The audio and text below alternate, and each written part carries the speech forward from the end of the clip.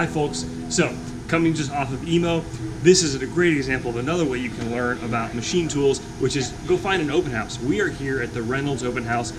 Parker's a fellow I got to know back from IMTS when we were looking at the Samsung lathes. They also handle another pretty awesome brand. I am here to give a little talk on social media and manufacturing, but what's awesome is these guys do a really good job with the open house, with the display. We're going to get to see all the machines right now. I think they're all going to be kind of cutting air, but during the day they're going to be actually making chips, which I think is awesome. Yeah, so we're just cutting air, setting up the machines right now, but during the day every single machine is going to be cutting chips, and that's the only way to do it. So awesome. So this, if you guys just saw in the EMO video, we were taking a look at the Chiron. They were running some 5-axis blisks. Here is one. This is, I think, a new machine, linear motor. It's called the FC08MT. It's the Precision Plus. So all linear motors. It's super fast. It's really targeted towards medical customers. Got it. It's funny how small the work area envelope is, but how productive it is. And I gotta say, one thing I also learned at EMO, and it's sort of been seen over time, is the difference between sort of the German machines and the Japanese machines. And I really like how the German machines tend to allow you more visibility and viewport versus some of the Japanese machines. Here are some of the Chiron parts. They're gonna be running this medical plate part today, which is super cool. What's the material on this? It's titanium. It's titanium. 6AL4V. 6AL4V. Here's a bone plate. These are like your quintessential, sort of 5-axis, high-end medical world stuff. Here's your impeller. The cycle time on this is absurd. This is probably only aluminum, but they bang these out in a few minutes.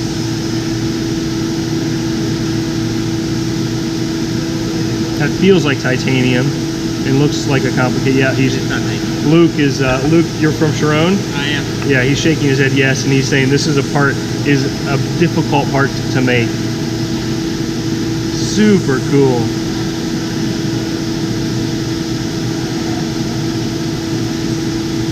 Look at this.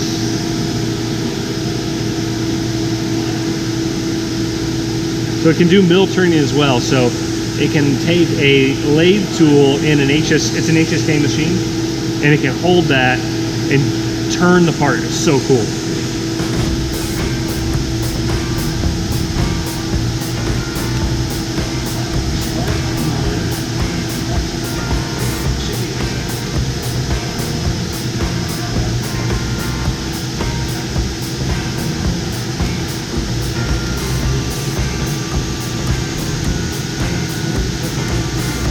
Twin spindle. You think about it, you already got the machine motion there. Double up the spindle for small parts, double up your productivity. Floor space, casting weight, boom. Look at it.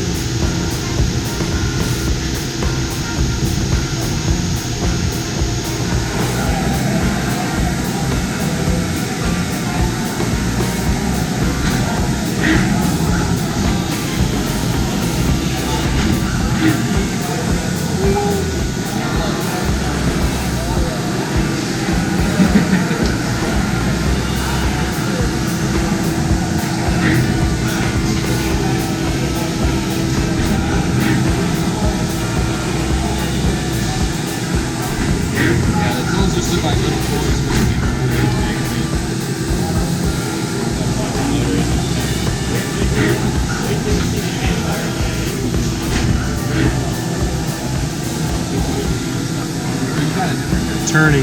Oh. Yeah. Really small footprint. That Chiron. Not a large machine. Small footprint. Yeah. That's a tool changer controller? Yes. When you have a whole separate controller just for your tool changer. So over here now, as we make our way around, CNC Machinery is bringing in a great line of lathes and mills. So we brought in one of their drill tap machines. So we're going to be running this today. It's their TD500. Sweet.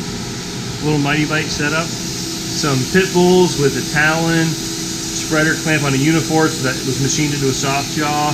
Toe clamp. It's kind of cool. How many Mighty Bite products can we get onto one thing?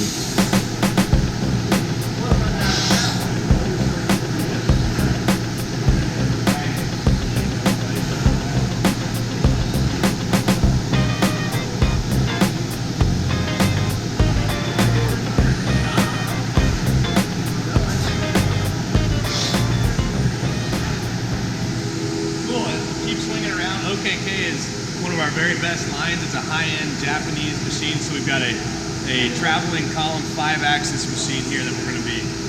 What does traveling column mean? So it's the construction. So as you can see, it's not a C-frame like the standard machining center. Okay. So the spindle actually Moves left to right. moves left to right. Gotcha. Left, so we're excited to show this off. 20K spindle, 5-axis. RPM. Cat 40? It looks like it's got the drive lugs for it. I mean, it's just amazing when you walk up to one of these and it's just, I mean, it's like rock solid. Maybe I take that back, Japanese machine, but this has got a great access to the work envelope and actually decent windows. You can actually see inside of this. So Hurco is a line that we've had for over 22 years out of Indianapolis. Really proud to be with them. So we've got 3 of their machining centers here. We've got a small 5-axis machining center, a little 10U. We've got the standard 3-axis machining center, the most popular 40x20. It's a BM20. And then over here we've got one of their high-performance machines, a small BMX24. Folks, that's pretty crazy. 5-axis machine, 130 down to that today. It's interesting. You know, we'll see what comes of this as more people.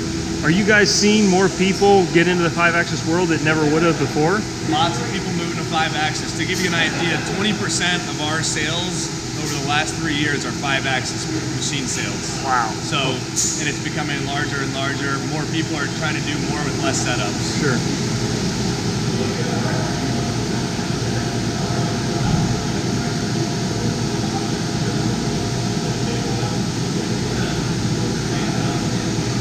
What's the difference on the performance line from Hurco? So basically the difference in the performance line from the VM series is just more specs across the board. You got more horsepower, more torque, more Z travel, more travel across the board, more RPMs, 12,000 RPM standard.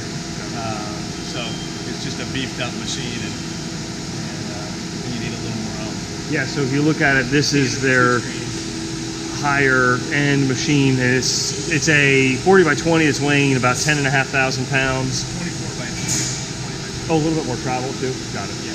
And then this is, oh, actually that's actually pretty heavy for a 40x20. You see some that are a little bit lighter. Cool. The dual screen. Interesting.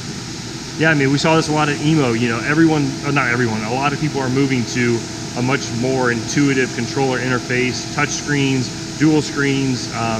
You know, Hermle is putting their own thing on top of their Heidenhain. DMG Mori has Silos, which lives on top of the Siemens or Heidenhain or Mitsubishi. So more to come, I think, on this end of the machine tool world. I like how low profile the coolant nozzles are on that. Seems to give a pretty good coolant flow and aim and pressure, but they're not in the way. Not sure what the extra.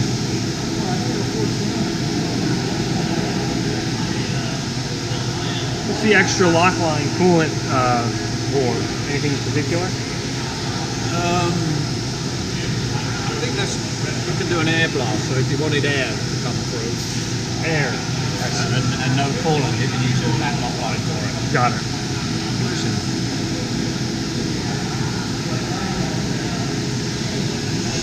Kind of a cool part.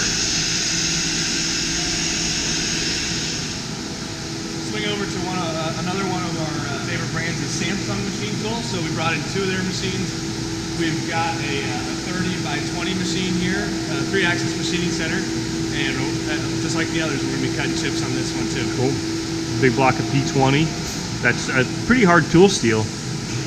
There you can see the chips.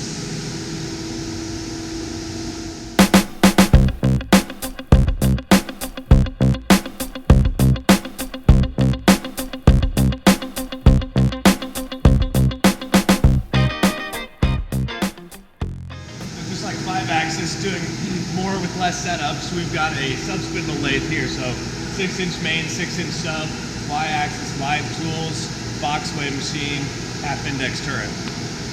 Half-index turret meaning you can hold on smaller parts at least, you could hold 2 tools. Got it. Yeah, and everything is BMT on the turret. Got it. And every turret position can support live tooling. Everywhere. Okay. Yeah, this is the machine that caught our eye at IMTS for the price and for the quality. The sort of long or short story is this company used to manufacture some or a lot of the castings or machines for some of the older Mori lathes, so you've got some pretty strong performance from that aspect of it. And if I get a lathe, this brand continues to be one that I pay attention to. Everyone I know that owned one has been pretty darn happy with it.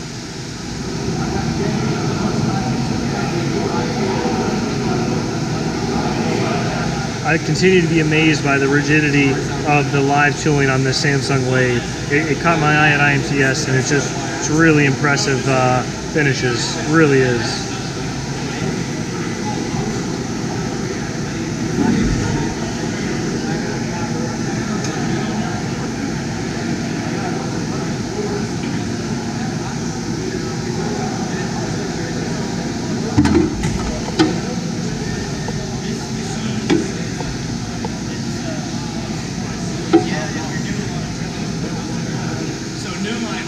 Is current EDM, so we brought in one of their EDM drills, a hole popper, as most Hole people might know. I love that name. It says fun to say, a hole popper. Very simple.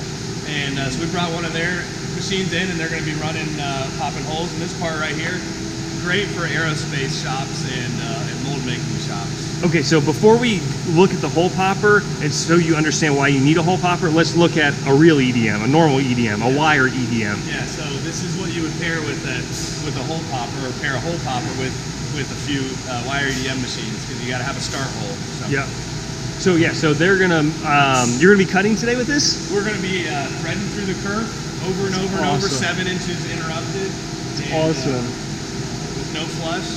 So yeah, this door we'll see it, but this door will come up. It'll flood with dielectric fluid or non-conductive water, right? Well, not today. We're not going to do that today because you don't have to. When you cut, you will, but we're going to show it without. Really? I didn't know you could do that. Yep. Okay. So you normally do that just to get the spark erosion stuff away from you not recutting. Okay. Yep. Very cool. So we are the longest standing Mitsubishi dealer in the United States, over 40 years, and one of our proudest lines. That's something that I didn't know. Is I have no idea how much EDM machines cost. So, what do you have a way of what's the work? So 8.5 inches in Z is what a lot of people are curious about. 8.5 Z, but you can actually. What's the machine travel? 15. Okay, so 15. 8.7 Z. Yeah, 15 and a half X, 12, a little under 12 the Y, 8.7 Z, and that kind of a machine is, $120, the special day, but it gives you an idea of what that kind of machine costs. These things are awesome. They're just slow. So I'll be curious to see what John Grimsmo concludes on. Is there a way to automate it, or do you put a bunch of knives on it? I know you can use the wire itself. Because it's conductive, I believe you can use the wire to probe and find part locations, which is super cool. I don't know if that's reliable, but pretty cool. This is insane about wire EDM. We'll see if you can see the wire right there. That's an 8/1000 wire, and that will cut with no resist. Like, it's amazing. It literally uses a spark, an electric current, to cut away. So you can cut vertically through this. You can cut this way. Obviously, if you reorient it, but it's just amazing. As long as it's conductive, it doesn't care how hard it is, and it's super, super, super precise. So for the folks that were listening to the Business of Machining, you can start to get an idea why John Grimsmo wants one of these, because he can get his products hardened, come back and do something like a complex bevel or a super precise hole. The problem, let's say you wanted to machine a really complicated cutout shape all the way through this, is that you've got to feed the wire through it. These machines can automatically feed the wire. They create a funnel, like a straw of water, and that can push the wire through it. You still need a hole. So how do you get a hole through this thing to start with, to start your EDM process? Coming back to the hole popper. So I've never seen one of these. Yep. How does it work? So we'll see it run today, and, okay. And it's very simple. I mean, it's just basically a bigger straw. So it kind of drills down through. But it's EDMing axially going down, whereas Correct. That machine over there is EDMing radially. You can kind of see in here the holes that have already been tops in here. But Oh, that's awesome. That's really cool. the current EDM drill is it's a very high-end EDM hole popper. So, sorry, what orientation were those done in? I'm confused. They didn't come through here. Well, they could have had this turned. Just rotated? Yeah. Got it. And they do make 5-axis hole poppers. Yeah, right, to come in. It's crazy. You're right. We're good at doing the touch-offs. Using the consumable, using the wire to find your coordinate system.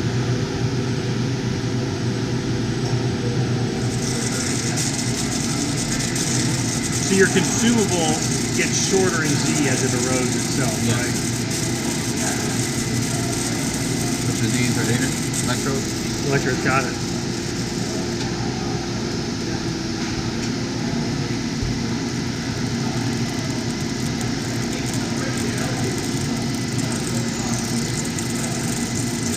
And you control the down feed? Yep. You control the down feed,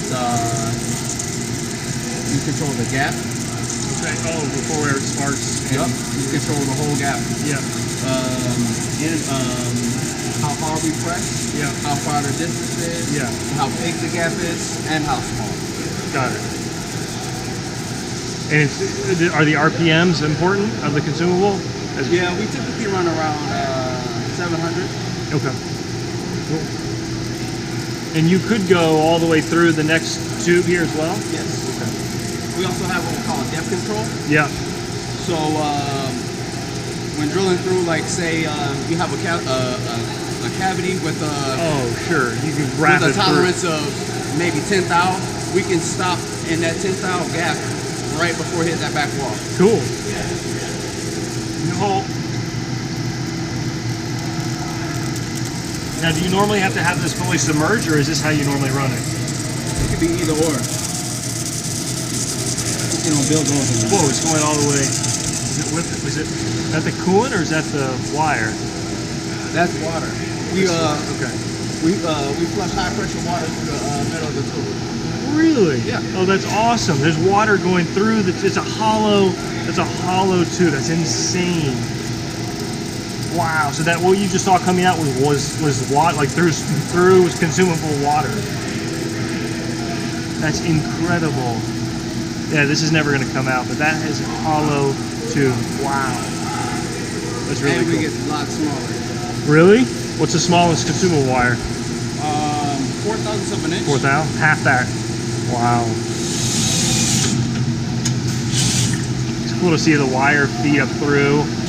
These can run for so long that you've got to have enough wire on it, but they can refeed if it breaks the wire. That's what's cool. It can refeed the wire through. Wow, pretty heavy machine. 6,000 pounds for not having any real rigidity requirements in terms of radial load. Look at it, folks.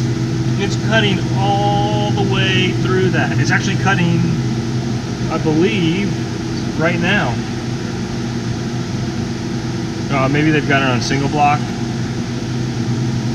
It just doesn't care. I think it's going to feed the wire through. There it is. Oh my God. That's amazing.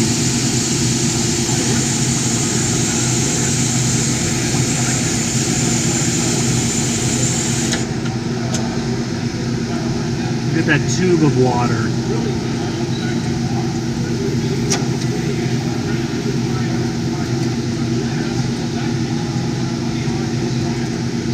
It's beautiful. Oh, no wire. See if it feed it through again. Watch.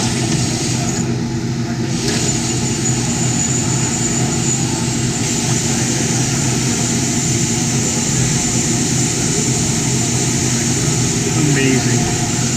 I thought it fed it through that stream of water. I guess it's short enough there that it doesn't even need the water to support it.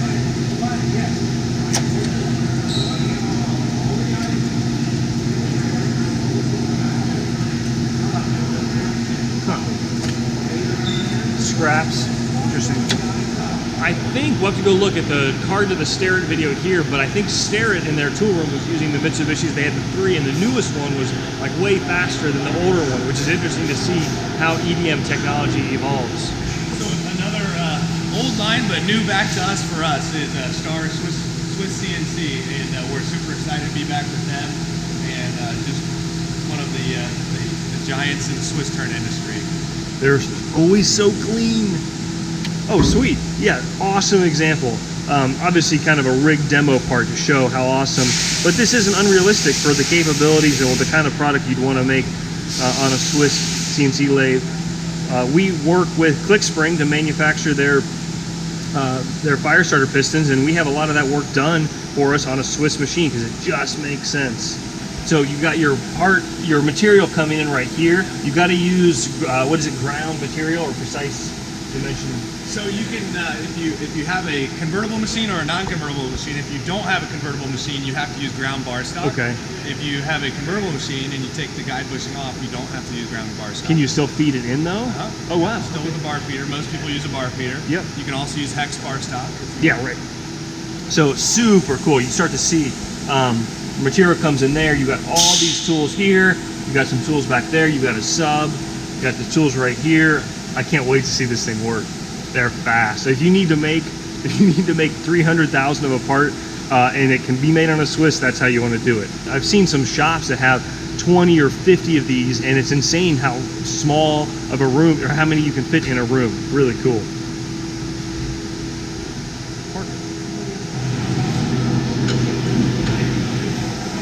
That's awesome. Jog wheeling the bar in. There you can see it feeding out.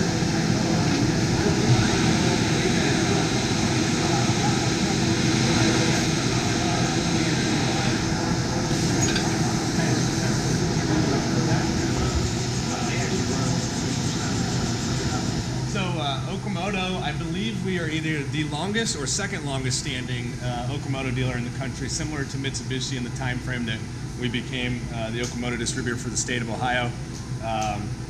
Really proud to have the Okamoto line and owe this to my grandfather when he ran the company. So just a rock solid surface grinding line. Sweet.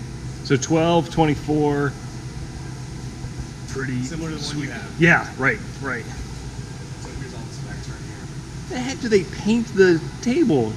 Oh, the chuck is going on, but yeah. Yeah, you gotta grind that off though. Yeah, that's weird.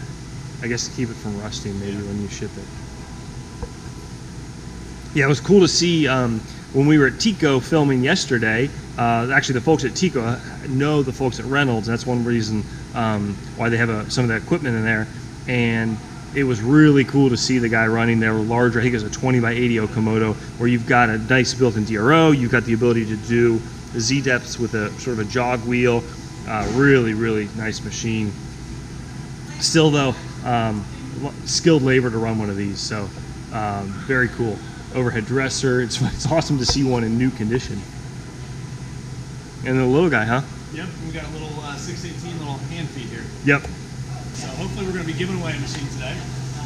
So everyone that comes through here is going to be able to roll a dice and have the chance to win either a Samsung SL15E 6-inch chuck 2-axis lathe or a Hurco BM5. It's awesome. So it's kind of the Parker was talking about how it's the hole-in-one sort of insurance game where you can figure out a way to set up this thing up, which is super cool.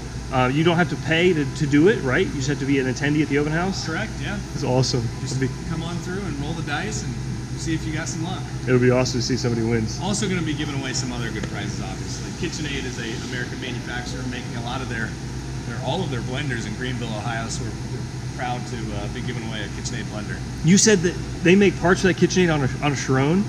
They certainly do. It's insane. Yeah. It's funny to think, I think of that 5-axis super high-end German machine. You think medical, you think aerospace. No, kitchen, consumer grade kitchen blender. Cool.